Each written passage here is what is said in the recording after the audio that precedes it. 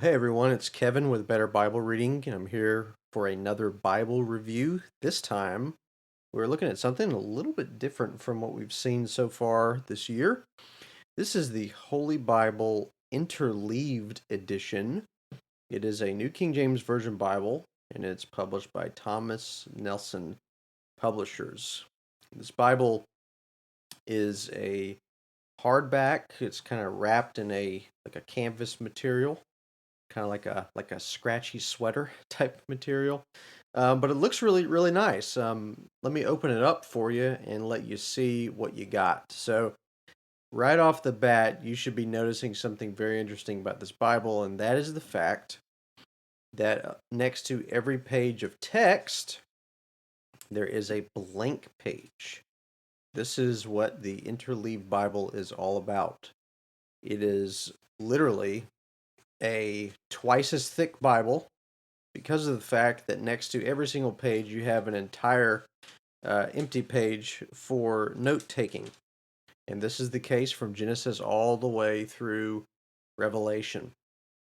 I really like this Bible because it is different, is a very different approach to kind of what you would see with a traditional note taking Bible, because it is a entire page as opposed to a journaling column like in a journaling Bible, or wide margins in a wide margin Bible. This is kind of taking both of those and multiplying them to the nth degree. You'll notice in this Bible that this idea of interleaved Bibles is not necessarily invented by, but certainly popularized by Jonathan Edwards. So you see a note in the beginning of this, kind of dedicating this to be like in the spirit of Jonathan Edwards. Jonathan Edwards, during the 18th century, was very famous for his blank Bible. And you can even see it here in the description that a bookbinder had disassembled Edwards' Bible and reassembled it with a blank sheet placed between each page of Scripture. This was very innovative for the 18th century as a way to kind of capture notes in the Bible and having plenty of room. So, what is my plan in using this Bible along with the others that I've just shown you that I've already done reviews for this year? Well, I'm actually taking my friend Matthew Everhard's approach of how to use an interleaved Bible, and that is really to use this Bible as the final draft for what I've been doing both in my journaling Bible as well as my wide margin Bibles, both my ESV and my King James large print. So, really, what that equates to is this. In my journaling Bible, I have been doing chapter summaries. I've been doing kind of a bird's eye view sketch of each chapter on the books that I've been working through, as opposed to my wide margin Bible, where I'm really focusing more on particular verses or even particular phrases in particular verses and building a cross reference system of Old Testament quotations and things like that. So, this is really kind of shorthand. A journaling Bible is a little more longhand. And then my interleave Bible is going to be taking the best of both of those and capturing them in really what I might say is permanent form. What I hope to do with this Bible is use it as a lifelong enterprise of creating essentially my own study Bible. That's really what I see this Bible as being utilized the best for, is really making my own study Bible. You can kind of see the shadows of the two column text on the subsequent page. So what I plan to do is, for this column, I'm going to write one column of notes here. For this column, I'm going to write a column next to it. You don't have to do it that way, but that's what I plan to do. And really, I'm going to be uh, jotting down my insights from reading this. I'm going to bounce them through my other Bibles and kind of create a final version here. I hope to give this to my children after I pass away and really have it as a family heirloom that'll hopefully be passed on from generation to generation, Lord willing. That is, of course, if my uh, family down the road thinks that my notes are worthy enough to be kept. So that that remains to be seen, and I'll be long dead and gone, so it won't really matter. But my plan is to share this with my family in that way. So, a couple things about this Bible that I think are noteworthy. Number one, there's really nothing in here other than just a few introductory notes, which we've already looked at about Jonathan Edwards and ideas of maybe how to do it. You'll notice here the preface to the King James Version. That is right. This is a New King James Version Bible, not an ESV or even a King James, which are the other two that I tend to use. And the reason that I chose this Bible as the New King James Version, as opposed to the ESV Interleaved edition, there is an ESV version. The ones that's available now from the publisher Crossway are the genuine leather interleaved Bibles. They did have a canvas edition, which you can find from third-party sellers, but they don't make it anymore. This Bible was like $40 or less. And I also wanted to go with my own principle that I like to share with you guys, and that is supplement your translations. So I could have gone with an ESV. I may end up getting an ESV interleaved edition down the road, but I wanted to go with the New King James because I don't tend to use that as much, although I do like it as a translation. And I'll mention one of the reasons why I also like it in this Bible in just a minute. But this gives you, again, some ideas of how to use it, the preface to the New King James Version, and then really you dive right into the Bible. And that is the same pattern all the way through the end of the Bible. I mean, you literally get to the end of the book of Revelation, and then all you have in the Bible is a little note about the typesetting, and that's it. I mean, that's the entire Bible. There's no glossary at the end. There's no formal like cross-reference system in the Bible. This is very much bare bones text on one page, blank page next to it, and that is it. So you need to understand that going into it. There's not even a cross-reference system per se. You will have, however, a couple notes on the bottom of each page when they are relevant, but in general, you won't have much. Now, what I do like about this Bible, in terms of its cross-reference system on the bottom of each page, the way that they use it, is you come up to things that will say something like this: Septuagint, Syriac, Targum, and Vulgate read I. So there's a note there. Let me find another one that maybe has it a little bit more uh, explicit. Here's one. Another note here, following the Masoretic text, and you'll see variances mentioned throughout. What all this means in these little cross-reference notes, you can see the same thing there.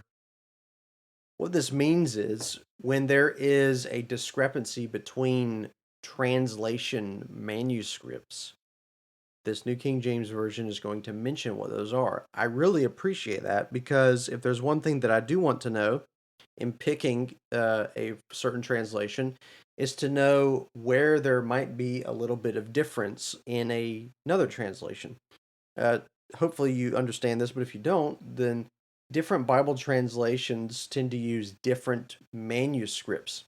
So, for example, the King James Version uses a different manuscript uh, as opposed to the ESV, which was a translation created after the finding of the Dead Sea Scrolls, which had allegedly manuscripts that predated what the King James Version used. There's all kinds of internet debate about that. I'm not going to get into it.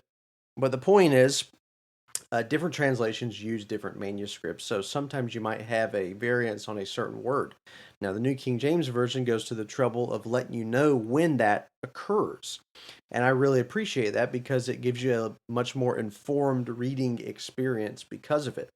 And I think if you're going to be kind of a bare bones approach on what you include on the page, that's something worth including. So, hats off to the translation for providing that. Really appreciate it.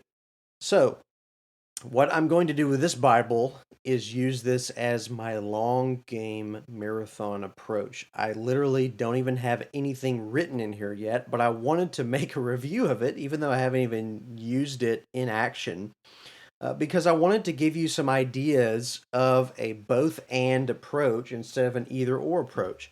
It's true that I have a journaling Bible. It's true I have a wide margin Bible. It's true that I have two wide margin Bibles, but that doesn't mean that this is irrelevant. I plan to utilize all the study and time that I devote to these Bibles in service of making a really good note Bible here.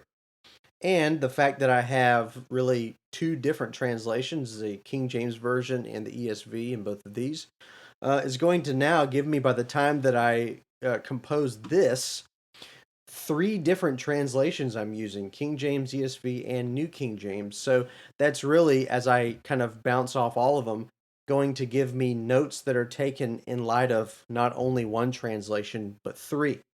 So that is really my plan of action going forward. I don't even know really how often I'm going to be writing in this, but I'm taking a slow and steady approach that I hope to finish this by the time I die.